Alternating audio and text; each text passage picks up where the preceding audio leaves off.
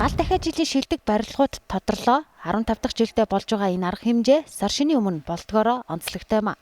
Зураг төсөл, орон зайн онцгой шийдэл, мөн нийслэлийн бүтээн байгуулалтад хөгжил цэцэглэлтэд хувь нэмэр оруулсан албан байгууллага болоод архитектор, инженерүүд уг шагналыг хүртэж байна. Энэ онд бол нийтдээ 30 гаруй ийм барилгууд нэр дэвшсэн байгаа. Үүнээс өнөөдөр 12 барилга өргөмжлөгдөж байна.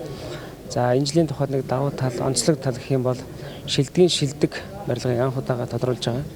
За энэний тухайд гэх юм үнэхээр одоо барилгын салбар, Монголын барилгын салбар шинээр олон улсын стандартыг хангасан ийм офис үйлчлэгээний барилга болж байгаа. Хот төлөвлөлтийн оновчтой шийдлийг тусгаж шилдгээр шалгарсан барилгаар Хаан банкны офис зохицолбор, Чингис цамхаг, Олимп хотхон, Хоймор офис байр, City Tower, Зайсан хил комплекс, барилга үйлдвэрийн комбинат, Эрдэнэт үйлдвэрийн дулааны цахилгаан станц зэрэг 12 барилга шилдгээр шалгарлаа.